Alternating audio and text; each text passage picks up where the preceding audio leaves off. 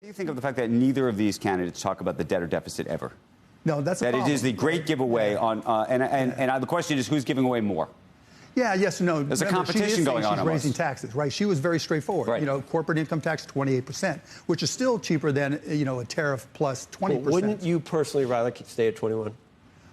It doesn't affect me one way or the other. Not you, for my businesses. For everybody else. For the country. For everybody else. Well, no, you have to look at the deficit, and the revenue has to come. That's not where we should go for it. What's that? I don't think that's where Where would you go for it then? I'd go taxing his loans that he takes on his billions. Yeah, but you know what?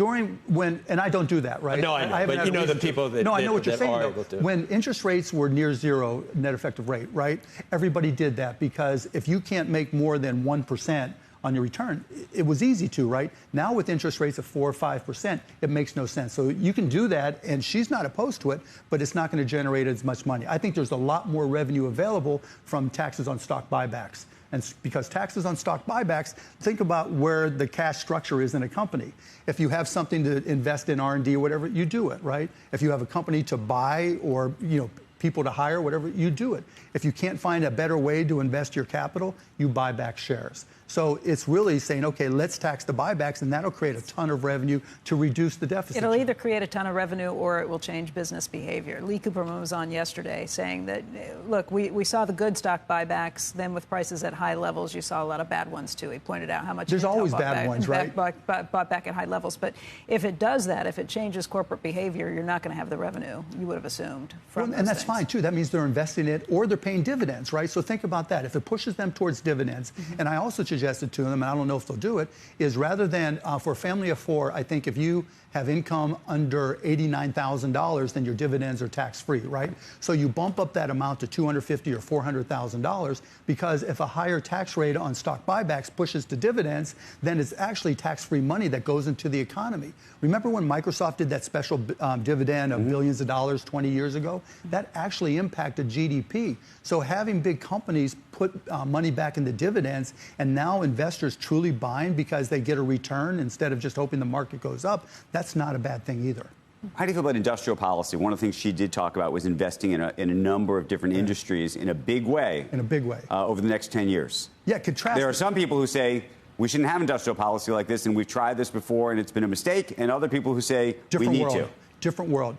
Our military dominance, our place in the world, depends on our ability to invest in AI. Period, end of story. Whoever wins AI has the best military. There's no question about it. And private companies, while they obviously invest a lot, the Department of Defense obviously invests a lot, we need to do more. We cannot lose that battle or we lose everything. That defines our currency. It defines how we compete in the world. It defines our military. So investing that is critical.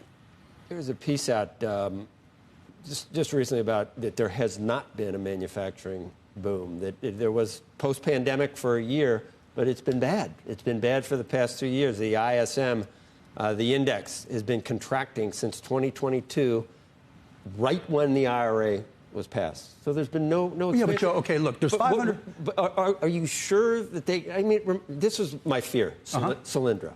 That's my fear. Yeah, picking winners and losers, yeah. Exactly. Right.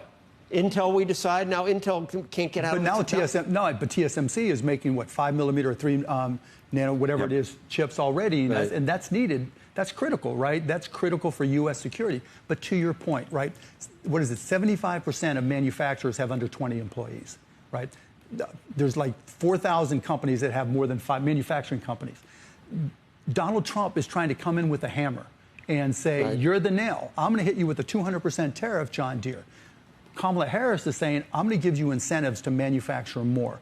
Which do you think is going to work better with companies? Do you want to be underneath a hammer? Because when you put a 200% tariff on John Deere and only a 10 or 20% tariff on their Chinese competitors, their Chinese competitors are now less expensive than John Deere. And it's not so easy. We saw what happened with Carrier, right? When in 2016 they said, if you move down, we're going to tax you more, 35% tariff back then. And what Carrier did, they gamed the system. Right? They just fired different employees. Do you think any of the 40-year highs in inflation are attributable to price gouging? And do you care that is the entire premise on. No, you're misrepresenting what she's saying, Joe. I'm watching her ads now. Okay, so then let's talk. You've seen the ads. Yeah, of course. Right. I'm going to bring down during a crisis. Okay. During a crisis.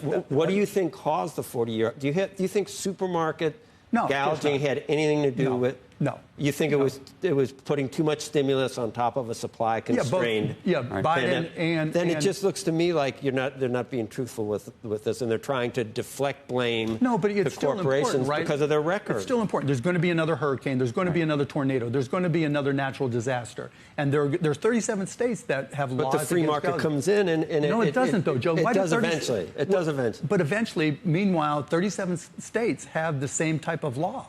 Right. And what happened? By the way, how do you feel about the credred cards? You mean Mr. Socialist Donald Trump? Trump wants to limit the credit card controls. There's only one candidate that has brought up price controls, and that's Donald Trump. But even when we talk about what the tariffs are going to do, in one case we know exactly what his tariffs did the first time: 1.9% inflation. We know exactly that's where it was. That's where it was. The other thing, Mark, I still think immigration and illegal immigration is a huge drain on a lot of the jobs that we've added. There's been no net gain among natural-born. I'm not saying I don't want immigration. We all love immigration. It's made this. We're all immigrants. We're all descended from immigrants. But I don't think you can have an open southern border. No, I agree. And she agrees, too. She said the exact same thing. She had a chance. Yeah, but, Joe, there's a lot of COOs that when the CEO leaves for whatever reason, come in, take over, and have completely different policies and approaches. Right? That's just the way it works. When you're second in command, you do what your boss tells you to do. He delegates authority to you. But the border was supposed to be her. Yeah, but it's still the same thing. It's his policies. What he said to her was, you go down and you use diplomacy to try to improve, to try to reduce the flow, the migration of people across the border, right? And when they finally came around, and it took too long, I agree, but when they finally got there, now look at the results. It didn't take a wall, but yet the crossing numbers are where Trump's were pre-pandemic, at the same number. So it worked. So what she did actually worked, right?